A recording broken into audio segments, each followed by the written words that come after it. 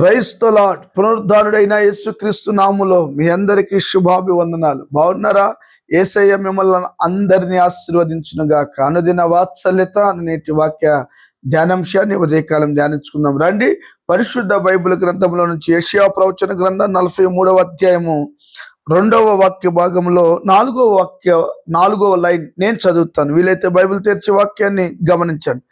నీవు అగ్ని మధ్యను నడుచున్నప్పుడు కాలిపోవు, జ్వాలలు నిన్ను కాల్చజాలవు. యేసయ్యకి మహిమ కలుగునుగాక. ఆమేన్. దైవజనమా, ఈ వాక్యం వింటున్న నీతోనే ప్రభు మాట్లాడుతున్నాడు. ఏవండి, ఇక్కడ రాయబడి ఉన్న మాట ఏంటో తెలుసా? ఇశ్రాయేలీయుల ప్రజలకు దేవుడు వాగ్దానంగా మాట్లాడుతున్నాడు. యాకోబు సంతానంతో వాగ్దానం చేస్తున్నాడు. ఇప్పుడు ఈ వాక్యం వింటున్న నీతో కూడా వాగ్దానంగా ప్రభు మాట్లాడుతున్నాడు. అగ్ని, ఏమండి, నీవు అగ్నిని మధ్య నడిచినప్పుడు కాలిపోవు, జ్వాలలు నిన్ను కాల్చజాలవు. ఏమండి, మీరు ఎరుగుదురు కదా దైవజనమా, తరచుగా అగ్నిలోను నీటిలోను పడుతున్న దురాత్మ పట్టిన వాడు ఒకడు ఉన్నాడుగా, సమాధుల్లో వాసము చేయుచున్నవాడు. ఏమండి, దురాత్మ మనుషులను పట్టి పీడిస్తుంది. అందుకనే దేవుడు నీకు ఇచ్చాడు యేసు నామం. ఆయన నామంలో గనుక నువ్వు ప్రార్థన చేస్తే ఎలాంటి దురాత్మలైనా కాల్చబడును గాక. వాక్యం వింటున్న ప్రతి ఒక్కొక్కరి మీదకి దేవుని ఆత్మ దిగివచ్చును గాక. హల్లెలూయా. దైవజనమా, ఈ చదవబడిన వాక్య భాగాన్ని కాస్త మీరు గమనించండి. అది బబులోను రాజ్యం. చెరపట్టబడ్డారు ఇశ్రాయేలు ప్రజల్లో కొందరు, జ్ఞానం కలిగిన వారు, తెలివి కలిగిన వారు. ఏవండి, షడ్రకు, మెషకు, అబేద్నెగో వారు ఏవండి ఈ యొక్క ఆహారాన్ని తినమన్నప్పుడు మేము భుజించము నాయనా, తినము నాయనా, ఎందుకంటే మేము యూదులం బాబు, అవి మా ఆచారాలు కాదు, చావనైనా చస్తామేమో కానీ ఇలాంటివి మేము ముట్టం. ఈరోజు కాంప్రమైజ్ భక్తి ఎక్కువైపోయింది. దేవుని బిడ్డలారా, అవ్వ కావాలి, బువ్వ కావాలి, లోకం కావాలి, దేవుడు కావాలి. ఏమండి, కాస్త దైవజ్ఞానం కలిగి బ్రతకాలని ప్రేమతో తెలియపరుస్తున్నా. పరాయి దేశంలో ఎవరు చూడటం లేదు, కానీ దేవుడు చూస్తున్నారని గుర్తించిన బిడ్డలు, ఎవరైతే ఈ ఆహారం తినరో, ఎవరైతే ఈ ప్రతిమకు మొక్కరో, తీసుకొని వెళ్ళి అగ్ని గుండములు వేస్తామని ఏమండి ఒక శాసనాన్ని తీసుకొచ్చినప్పుడు వాళ్ళు ఏం చేశారో తెలుసా? చావనైనా చస్తాము, ఈ అపవిత్రమైన మొట్టో తీర్మానం. ఏమండి, చావనైనా చస్తాం, దానియేలు ఈ ప్రతిమకు మొక్కం. ఏమండి, నలుగురే వ్యక్తులండి, నలుగురు విశ్వాసులండి, బబులోను దేశములో దేవుని నామ మహిమ కొరకై నిలబడిన వ్యక్తులండి. ఏరా, రాజుగారు మాటనే ధిక్కరిస్తారా?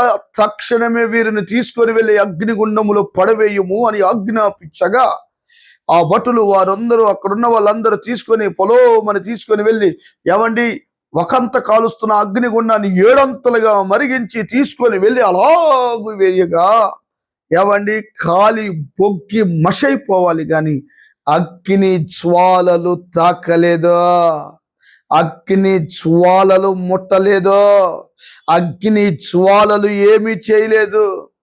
హల్లెలూయా. తీర్మానం. ఈ వాక్యం వింటున్న దైవజనమా, ఈ ఉదయకాలం నువ్వు ఎన్నోసార్లు తీర్మానం చేసుకున్నావు కదూ, పరిశుద్ధంగా బ్రతకాలనుకున్నావు, బ్రతకలేకపోతున్నావు. ప్రార్థన చేయాలనుకుంటున్నావు కానీ తీర్మానం చేసుకుంటున్నావు, చేయలేకపోతున్నావు. ఉపవాసం ఉండాలని తీర్మానం చేసుకుంటున్నావు, ఉండలేకపోతున్నావు. కారణం ఏంటో తెలుసా? భక్తిలో నీరసిల్లిపోతున్నావు. ఎందుకో తెలుసా? నీ మైండ్ సెట్ ఇక్కడ వేసుకోలాకు.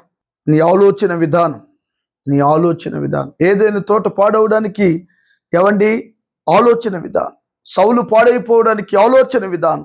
కానీ ఈ షడ్రకు, మెషకు, అబేద్నెగో బలపరచబడడానికి, ఘనతకి ఎక్కడానికి, దేవుడి నామం మహింపరచబడడానికి ఆలోచన.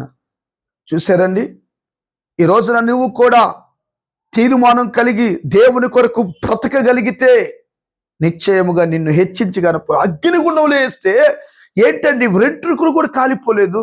4వ వాడు తిరుగలేదా ఓ భక్తుడా, 4వ వాడు తిరుగలేదా. హల్లెలూయా.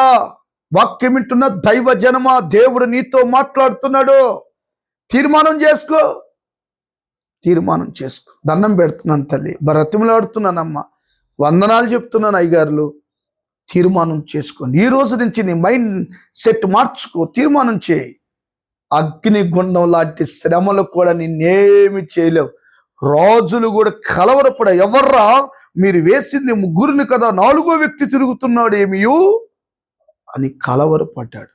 వీళ్ళ దేవుడు గొప్పోడని, ఏమండి వీళ్ళ దేవుడు గొప్పోడని చెప్పాడండి. మన దేవుడు గొప్పవాడని నువ్వు చెప్పలేకపోతున్నావు, నేను చెప్పలేకపోతున్నాను. అదే కదా అవమానం, సిగ్గు. తీర్మానం చేసుకోండి. అగ్నిగుండంలో లాంటి శ్రమలు వచ్చినా నిన్ను, నీ కుటుంబాన్ని పాడు చేయవు. ఆ శ్రమలలో నీకు జయమిచ్చునుగాక. తలలు వంచండి, ప్రార్థన. ప్రేమ కలిగిన తండ్రి, అగ్నిగుండంలో నడుచున్నప్పుడు కాలిపోవన్నావు. ఆ వాగ్దానం మా ఎడల నెరవేర్చమని యేసు నామమున అడుగుచున్నాం తండ్రి, amen. Thank you, God bless you. దేవుని పిల్లారా, ఈ అనుదిన వాత్సల్యత వింటున్నారు కదూ, అనేకులకు షేర్ చేయండి, తెలియపరచండి. ఏమైనా అంశాలు, ప్రార్థన అవసరత ఉంటే మాకు తెలియపరచండి. ప్రభు మిమ్మల్ని బలపరచును గాక. ఆమేన్.